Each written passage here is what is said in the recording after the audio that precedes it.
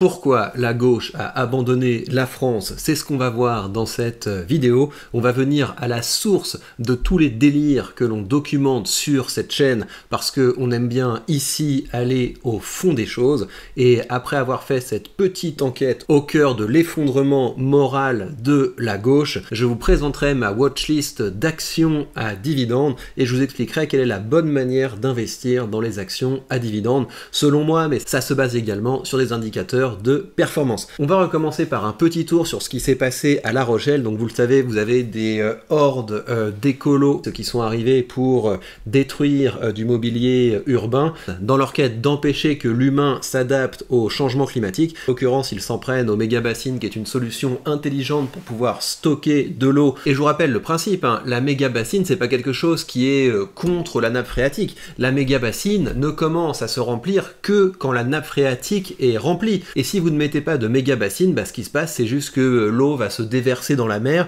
et on ne peut pas l'utiliser. Alors que ce qui est intelligent, c'est de pouvoir stocker le surplus d'eau pour la saison où on a besoin d'arroser les cultures. Et donc la méga bassine est une solution technologique dont l'enjeu n'est ni plus ni moins que de pouvoir défendre notre souveraineté alimentaire. Mais non, méga bassine, c'est une attaque contre Gaïa, donc on va danser, on va se mettre tout nu et on va détruire tout ça. Et sur le chemin pour détruire les méga bassines, eh bien, ils se sont arrêtés pour vandaliser des petits commerces, pour voler des bières notamment, mais il faut comprendre que derrière les commerces qui ont été vandalisés par les petits bobos de gauche, il y a des travailleurs. Il y a des travailleurs qui font un métier qui est difficile parce que quand vous êtes franchisé et que des petits bobos payés par nos impôts se permettent de détruire l'outil de travail, détruire les moyens de production de petits travailleurs, je trouve que c'est assez désagréable. Et sur le chemin, ils ont également saccagé la bagnole d'un pauvre gars, donc c'est vraiment hyper sympa. Ils ont saccagé sa bagnole juste parce que c'est une jolie voiture, voilà, c'est ça leur mentalité. Ils détestent la réussite et ils ne respectent évidemment pas la propriété privée, c'est d'ailleurs pour ça qu'ils veulent voler tout ce que vous avez sur vos comptes.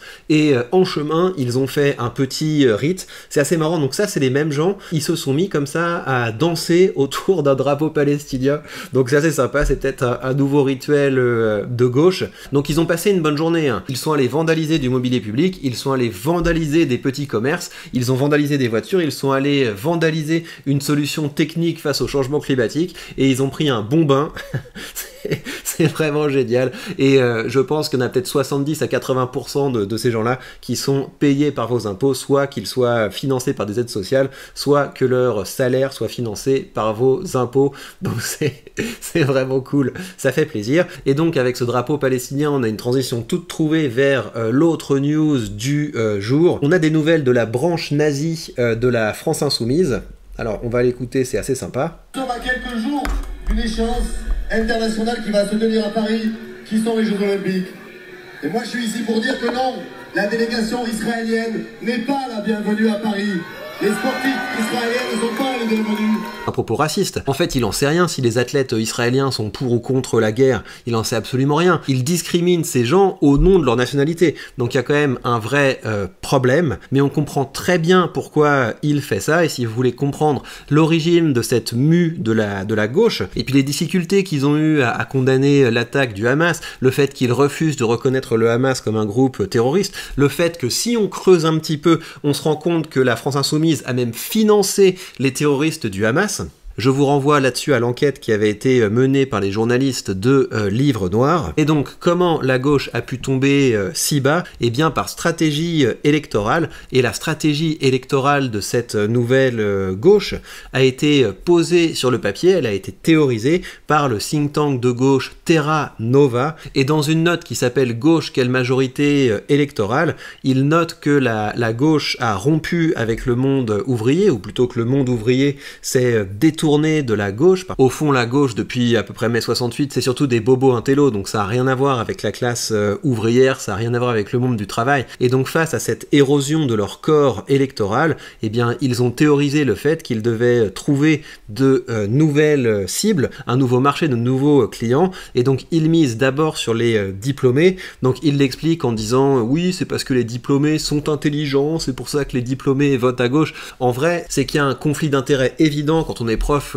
d'université, et moi j'ai fréquenté ce milieu pendant quand même longtemps, c'est que vu que vous êtes payé par de l'argent public, vous êtes de gauche et vous diffusez des valeurs de gauche, si bien que plus vous restez longtemps à l'université, plus vous restez longtemps dans le système d'éducation publique, et plus vous êtes pétri de valeurs de gauche. Ça n'a rien à voir avec le fait qu'on réfléchit plus. Bref, en tout cas, ils ont identifié que les diplômés étaient plus poreux aux idées de gauche parce qu'ils ont été exposés plus longtemps. Deuxième public, vous avez les jeunes, et donc évidemment, pourquoi les jeunes? Parce que quand vous payez pas d'impôts, quand vous n'avez pas de responsabilité, vous pouvez être sensible à cette idée que la vie c'est simple, il suffit de prendre l'argent des riches pour nous le donner, et si les riches partageaient leur argent, on serait plus heureux. Quand on commence à payer des impôts, on se dit tiens, mais en fait c'est qui les riches? et c'est quoi tous ces impôts que je paye d'abord? Donc évidemment, quand on est jeune, qu'on n'a pas de responsabilité et qu'on ne contribue pas à la collectivité, et ben c'est beaucoup plus facile de voter à gauche. Et évidemment, ils ont ciblé les minorités des quartiers populaires, et c'est donc exclusivement pour ça qu'ils n'arrêtent pas de parler de la Palestine, parce qu'il y a plein de conflits dans le monde évidemment, et tous les conflits sont dramatiques. Quand vous avez des pauvres gens qui se font péter leur maison, quand vous avez des enfants qui se font défoncer, enfin n'importe qui se fait défoncer, la guerre c'est une saleté, il y en a partout. Mais donc pourquoi est-ce qu'ils font une fixette sur la Palestine? C'est évidemment parce que ça permet de draguer un certain électorat, et tout ceci est donc de la stratégie électorale. On parle d'une note de 2011, hein, et il ciblait également les femmes, mais je pense que la tendance est en train de se renverser, il faudrait quand même creuser, mais disons que les femmes sont les premières victimes de l'importation par la gauche de clients, par l'importation par la gauche d'électeurs. C'est les femmes qui subissent les attaques, le harcèlement de rue, etc.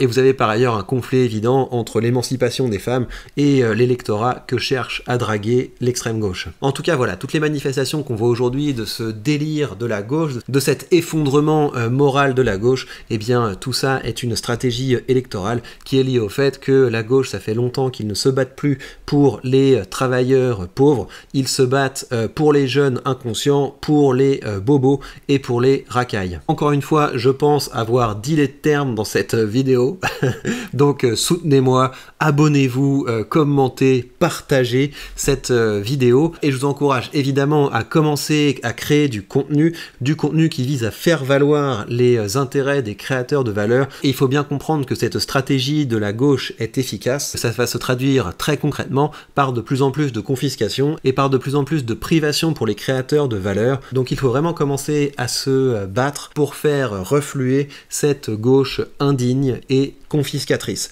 Alors, ceci étant posé, on va attaquer maintenant la partie sérieuse de cette vidéo, puisqu'on va parler des actions à dividendes. Donc je sais qu'il y a pas mal de débats sur les dividendes, beaucoup de gens vont vous dire c'est pas optimisé fiscalement, et puis les performances ne sont pas géniales, etc. Alors la première chose, c'est qu'il faut réaliser que la flat tax, tant que ça existe, c'est une très bonne justification de la stratégie à dividendes. Autant en termes d'impôt sur le revenu, vous avez des taux qui sont confiscatoires, autant la flat tax, ça veut dire que vos dividendes sont taxés à 30% et puis basta. Et au bout d'un moment, le dividende est votre seule chance d'augmenter votre revenu, parce que toutes les augmentations de salaire que vous pourriez vous faire quand vous êtes chef d'entreprise seront taxées jusqu'au point où ce sera confiscatoire. Mais surtout, ce qu'il faut comprendre avec la stratégie à dividendes, et c'est pour ça, avant les considérations fiscales, que je l'ai choisi, c'est que quand vous vous débrouillez bien, les dividendes sont croissants. Et vous avez un document où je vous montre la croissance des dividendes de ces différents ETF, et on est souvent à des taux de croissance de 10% par an. Et c'est ça qui est intéressant, c'est que une personne qui a une stratégie d'investissement dans du capitalisant, c'est une stratégie qui peut se défendre par ailleurs, mais quand vous investissez dans du capitalisant, ça veut dire qu'au bout d'un moment, vous allez devoir faire du trading, vous allez devoir vendre votre portefeuille, vendre des parties de votre portefeuille pour pouvoir commencer à récolter de l'argent. Alors que quand vous avez une stratégie à dividendes, vous commencez à vous dégager un flux continu de revenus passifs. Ce flux continu de revenus passifs, dans un premier temps, il augmente parce que vous rachetez régulièrement, il augmente parce que vous réinvestissez les dividendes, mais au bout d'un moment, il augmentera surtout parce que tous les ans, vos dividendes sont augmentés d'à peu près 10% si vous avez bien choisi les actions qui composent votre portefeuille et les ETF qui composent votre portefeuille. Et donc ces hausses de dividendes sont particulièrement intéressantes parce que le jour où vous vivez de votre portefeuille en bourse, le jour où vous vivez de vos investissements, votre niveau de vie va continuer à s'améliorer parce que vous aurez des augmentations augmentations de dividendes qui seront supérieures à l'inflation. Et donc c'est ça qui est intéressant dans les dividendes au bout d'un moment, c'est que votre salaire, le salaire que vous verserez avec les dividendes, continuera d'augmenter sans que vous n'ayez rien à faire. Et c'est pour ça que je trouve cette stratégie si intéressante, et c'est pour ça que quand je choisis des actions à dividendes, le premier critère que je regarde, c'est pas le rendement du dividende, c'est la croissance du dividende. Et donc je voudrais vous montrer comment je fais le premier screen quand je sélectionne des actions à dividendes, parce que les prochaines actions que je vais ajouter à mon portefeuille alpha, ce sera des actions à dividendes, et je documenterai tout ça sur la page Patreon.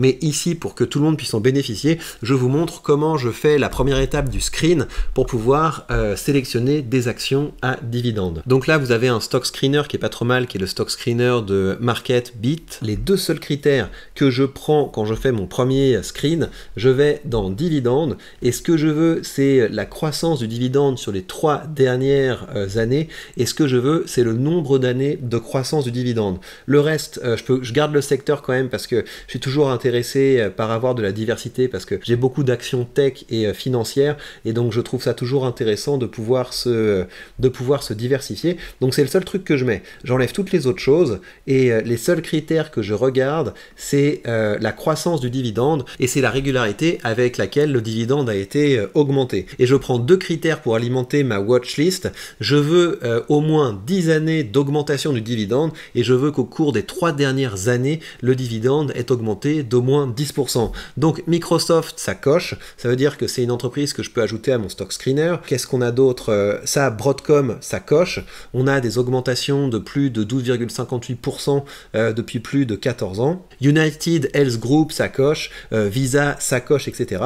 Et donc ce que je vais faire, c'est que je vais ajouter ces différentes actions à ma watch list, et c'est seulement dans un second temps que je vais regarder si les entreprises sont véritablement dignes d'intérêt, et c'est là que je vais regarder un peu plus en détail dans leurs finances. Donc on va en prendre une que je n'ai pas encore regardée, comme ça ce sera intéressant de voir ça ensemble. Costco, je connais. Tout ça j'ajoute, hein. Costco, Home Depot, j'ajoute, il n'y a pas de problème. Par exemple, Accenture, ça peut être intéressant. Je connais pas Accenture, enfin je connais le nom, mais c'est une entreprise que je n'ai jamais regardée, et donc je vois qu'elle a augmenté son dividende depuis 19 ans, et qu'elle a une augmentation de 12,34%, et je vous rappelle l'intérêt, hein. Ça veut dire que là vous avez une entreprise, vous savez qu'elle va vous verser un dividende de façon régulière. Enfin après il faut quand même vérifier avec les finances, mais vous avez une entreprise qui a versé un dividende depuis plus de 19 ans, vous êtes sur quelque chose qui est quand même intéressant, et ça veut dire que vous avez la possibilité, le jour où vous êtes à la retraite, d'avoir votre salaire qui augmente de plus de 10% par an, sans ajouter quoi que ce soit à votre portefeuille, et bien vous avez votre revenu qui démonte l'inflation. Donc une fois que j'ai ajouté ces différentes entreprises à ma watchlist, ce que je fais, c'est que je vais par exemple sur Zone Bourse, et je les passe à un examen un petit peu plus abouti, et donc ce qui va m'intéresser, je regarde toujours la note générale, et donc là je vois que la note d'investissement est pas super, je préfère quand même avoir 5 étoiles, mais on va pas s'arrêter à ça, et on va regarder les finances pour voir si ça passe les critères. Et donc moi ce qui m'intéresse, la première chose, c'est que je veux un chiffre d'affaires qui est croissant depuis un bon moment, et donc là si on regarde, on a un chiffre d'affaires qui depuis 2019 a pas mal augmenté, ça ralentit un petit peu, donc là petit red flag, mais en tout cas on a un chiffre d'affaires croissant. Donc chiffre d'affaires croissant, il faut vous dire, bah voilà, on a une entreprise qui est capable de gagner des parts de marché, ou en tout cas qui ne perd pas de parts de marché, donc ça veut dire qu'elle est assez costaud. Mais il ne faut pas seulement regarder le chiffre d'affaires, parce que vous pouvez imaginer une entreprise qui perd de l'argent pour pouvoir gagner de l'argent, une entreprise qui par exemple casse complètement ses prix pour pouvoir assécher ses concurrents, mais qui ne gagne pas beaucoup d'argent. Et donc c'est pour ça que je regarde également si l'entreprise fait du bénéfice net par action, et donc là on voit un bénéfice net par action qui est en belle croissance. Le free cash flow, c'est un petit peu la même idée, hein. Si vous avez un free cash flow qui est bien croissant, c'est un très bon signe. Je regarde également les marges, et donc là j'aime bien avoir des marges qui sont supérieures à 20%, mais là on est sur quelque chose qui est quand même pas mal, c'est une entreprise qui a de belles marges. Et je regarde également le ROE, qui est également un indicateur pour savoir si votre entreprise est bien gérée, si ceux qui la gèrent sont capables d'avoir un bon retour sur investissement, et on voit que là on a quelque chose qui a plutôt tendance à décliner, et moi je préfère quand ça monte. Donc ça c'est une entreprise, limite je mettrais le même genre de note que Zone Bourse, hein. C'est pas une 5 sur 5, mais on est sur quelque chose qui est plutôt intéressant, et comme on l'a vu, on a un dividende qui augmente, et moi ce que j'aime bien regarder par ailleurs, c'est j'aime bien avoir un dividende qui augmente, et dans le même temps j'aime bien avoir un payout ratio qui baisse, et là on a plutôt un payout ratio qui, c'est pas catastrophique, hein, parce qu'on a un payout ratio qui est quand même assez faible, mais on a plutôt une courbe qui a tendance à augmenter, et je préfère avoir le payout ratio qui baisse à mesure que le dividende augmente, et ça veut dire que votre dividende est tout à fait soutenable. Bref, en tout cas, c'est comme ça que je choisis mes actions à dividendes. Et si vous voulez voir la watchlist complète, ça se passe sur la page Patreon. Je vous ai créé un Google Sheets que je vais mettre à jour une fois par mois. Et je publierai également dans quelques jours sur la page Patreon une vidéo dans laquelle je vous montrerai l'entreprise que je vais renforcer. Mais donc, pour en revenir à ce que je vous avais annoncé dans la vidéo, pour moi, la bonne manière d'investir dans les actions à dividendes, c'est pas du tout de se dire je veux un gros rendement, c'est plutôt de se dire mon objectif c'est d'avoir un flux continu de revenus passifs, et c'est pour ça que moi ça m'embête pas d'investir dans des entreprises qui ont un rendement de départ qui est assez faible si ce rendement de départ augmente fortement, parce que là on est sur quelque chose qui est très intéressant, et je dirais même que la croissance du dividende c'est presque un proxy pour savoir si l'entreprise a des finances solides, parce qu'une entreprise qui est capable de vous faire régulièrement des hausses de dividendes, c'est une entreprise qui croit en son futur, qui croit en sa capacité à générer de l'argent. Donc enfin voilà, quand vous regardez les entreprises que vous avez ici, vous avez parmi les meilleures entreprises du monde, hein. Vous avez des super entreprises de qualité, hein. Celles qui cochent ces deux critères, vous avez du Mastercard, vous avez du Visa, vous avez du Microsoft, donc on est sur quelque chose qui est quand même assez solide. Mais si vous ne voulez pas vous prendre la tête avec du stock picking, les ETF, quand vous choisissez bien vos ETF, vous pouvez également avoir une forte croissance du dividende. Et là j'ai classé les différents ETF que j'ai en portefeuille par croissance du dividende, et vous voyez par exemple qu'avec le Nasdaq, vous avez plus de 10%, avec mon ETF là à dividende élevé dans lequel j'ai investi dernièrement, vous avez pareil une croissance à plus de 10%, et puis surtout l'iShare Eurostoxx 50, vous avez une croissance de plus de 17% par an depuis 2020, donc on est sur quelque chose qui est quand même hyper intéressant, et donc même si je suis plutôt bearish sur l'Europe, je serais tenté de renforcer cet ETF iShare Core Eurostoxx 50, et également de renforcer le Nasdaq, parce que même si sur le Nasdaq vous avez un rendement de départ qui est assez faible, si vous avez une croissance du dividende annuel de 15-16%, vous avez quelque chose qui, au moment où, en tout cas personnellement, je prendrai ma retraite, je sais que cet ETF sera un vrai bon complément de revenus. Il me reste à vous rappeler que si vous voulez commencer à investir avec un courtier qui vous donne entre les mains tous les leviers de la liberté financière, ça se passe avec mon lien affilié que vous avez sous cette vidéo, et grâce à ce lien affilié, vous aurez 100 € de frais de comptage remboursés, ce qui vous permettra d'ouvrir votre première position de façon tout à fait indolore. Et bien voilà, chers amis, prenez bien soin de vous, et on se retrouve très vite pour de prochaines news.